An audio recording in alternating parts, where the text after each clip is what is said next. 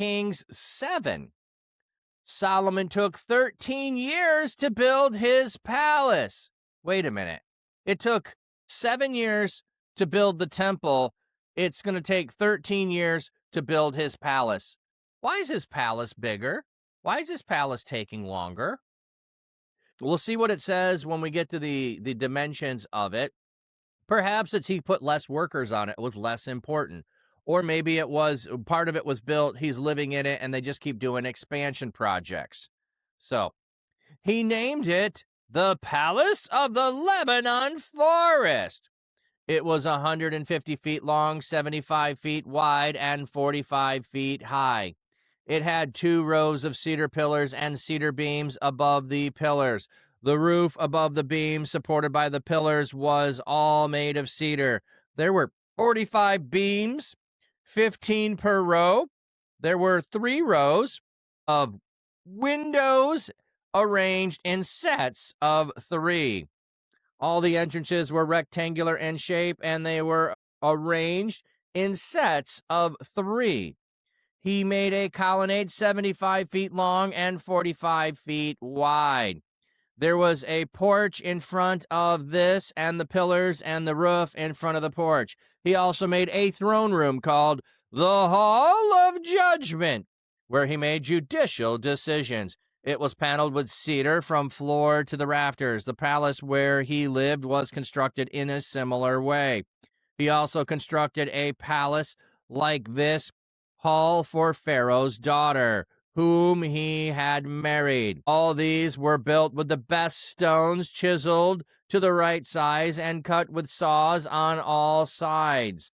From the foundation of the edge of the roof and from the outside to the great courtyard, the foundation was made of large, valuable stones, measuring either 15 or 12 feet. Above the foundation, the best stones, chiseled to the right size, were used along with cedar. Around the great courtyard were 3 rows of chiseled stone and 1 row of cedar beams, like the inner courtyard of the Lord's temple and the hall of the palace. So we're getting some details here now of the building, the grandeur, the size, the scope, all of that of what he has built. King Solomon sent to Hiram of Tyre. He has the son of a widow from the tribe of Naphtali, and his father was a craftsman in bronze from Tyre. He had the skill and knowledge to make all kinds of works of bronze. He reported to King Solomon and did all the work he had assigned. Okay, I'm not sure. The king of Solomon sent for Hiram of Tyre. Okay, so now we're getting the description here. He's the son of a widow of the tribe of Naphtali. Okay. He fashioned 2 bronze pillars. Each pillar was 27 feet high and 18 feet in circumference. He made 2 bronze tops for the pillars. Each was 7.5 feet high. The lattice work at the top of each pillars was adorned with ornaments, wreaths, and chains. The top of each pillar had 7 groupings of ornaments. Okay, so why would you do 7? That seems like a weird number unless you are trying to show something symbolically by using the number 7 for totality and completeness. So the top of this is completely adorned. When he made the pillars, there were 2 rows of pomegranate-shaped ornaments around the lattice work covering the top of each pillar. The tops of the 2 pillars in the porch were shaped like lilies and were 6 feet high. On the top of each pillar, right above the bulge beside the lattice work, there were 200 pomegranate-shaped ornaments arranged in rows all the way around. He set up the pillars on the porch in front of the main hall. He erected 1 pillar on the right side and called it Jachin. He erected the other pillar on the left side and called it Boaz.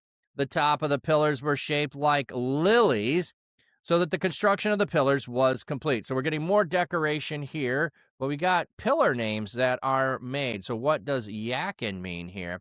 Jachin appears to be a verbal form and probably means he establishes. So this would be likely on the south because it's saying then the other pillar on the left side would be on the north.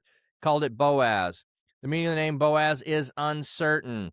For various proposals, see BDB, in strength, and to understand it completing the verb forms of the first pillar, taking the words together and reading from right to left, one can translate the sentence, he establishes in strength. So he establishes in strength. They're the two pillars. Everything is built on or erected on, or the establishment here in the temple. He also made a large bronze basin called the sea.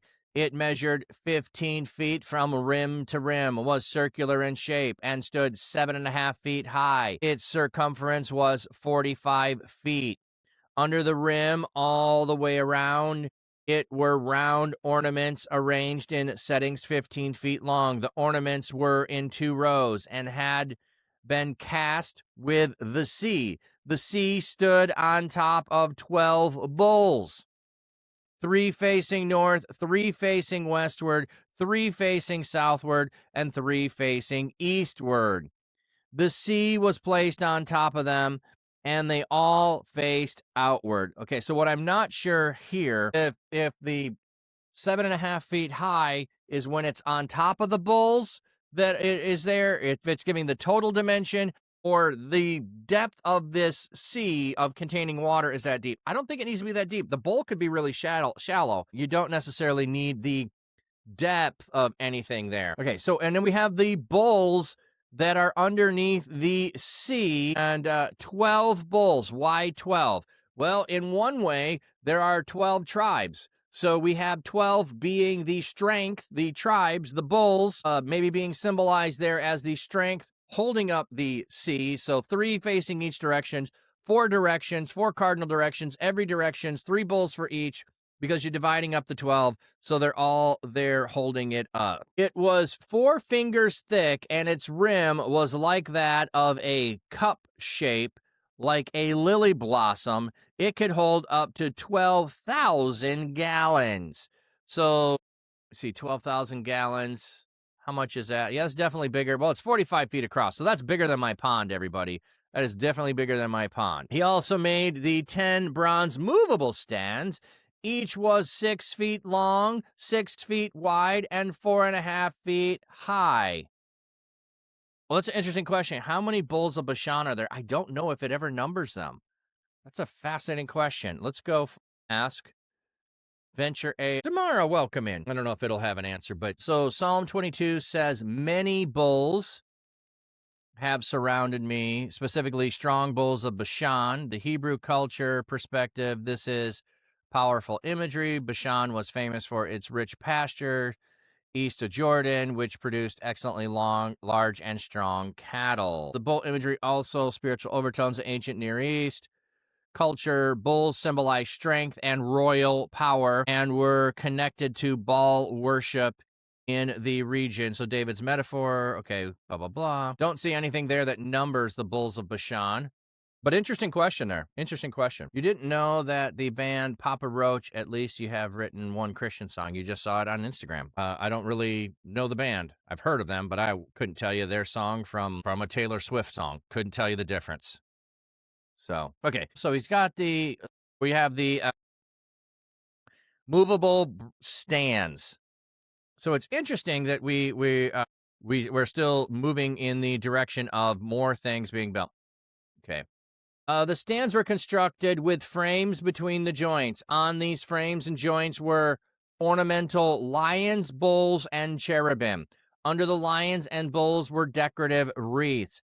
Each stand had 4 bronze wheels and bronze axles and 4 supports.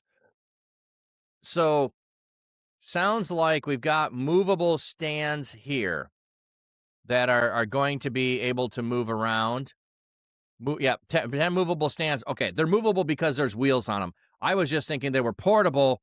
They're using it so they have wheels on them. Okay, and decorative. Now we've added lions. This is the first time we've had lions. We've got bulls. We've had cherubim. Cherubim versus seraphim. So cherubim usually have the body of a lion and then wings on them. Seraphim are going to be more snake-like, and cherubim are going to be more lion-like. Inside the stand was a round opening that was 18 inches deep. It had a support that was 27 inches long.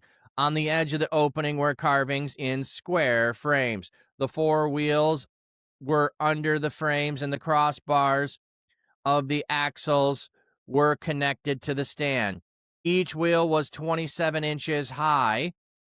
The wheels were constructed like chariot wheels. Their crossbars, rims, spokes, and hubs were made of cast metal. So this is cast metal that we have here. This is the first time we've had mention of that. Each stand had four supports, one per side, projecting out from the stand. So there's a stand, or a lean-to, if you will, a support that goes out so they don't topple. On top of each stand was a round opening 3/4 of a foot deep. There were also supports and frames on top of each stand. He engraved ornamental cherubims, lion, and palm trees on the plates of the supports and frames wherever there was room. With wreaths all around, he made the 10 stands in this way. All of them were cast in one mold and were identical in measurement and shape. So not sure what they're using to make molds at this time, but it's apparently a mold that is repeatable to be able to be used more than once. He also made 10 bronze basins, each of which could hold about 240 gallons. Each basin was 6 feet in diameter. There was one basin for each stand. He put 5 basins on the south side of the temple and 5 on the north side of the temple. He put the sea on the south side in the southeast corner. So we've got basins that are being put out. They're next to the stands or in the stands or by them in some way. Hiram also made basins, shovels, and bowls. He finished all the work on the Lord's temple he had been assigned by King Solomon. He made the 2 pillars, the 2 bowl-shaped tops of the pillars, the lattice for the bowl-shaped tops of the pillars. So just like we have a person that is mentioned who is the one who does the crafting of the tabernacle, we have a person who's doing the craftsmanship work that is of the temple here when it's being built. The 400 pomegranate-shaped ornaments for the lattice and the 2 pillars. Each lattice had 2 rows of these ornaments at the bowl-shaped top of the pillar. The 10 movable stands with their 10 basins. The big bronze basin called the sea with the 12 bowls underneath it. The pots, shovels, and bowls. All these items King Solomon assigned Hiram to make for the Lord's temple were made from polished bronze. So just like in the tabernacle, when you have items that are going to be used, the pots, the shovels, the bowls, things that are going to get impacted by the offering of sacrifices and fire, you use bronze, you don't use other valuable metals. They can withstand the heat better.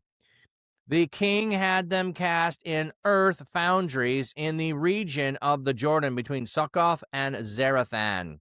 Solomon left all the items unweighed.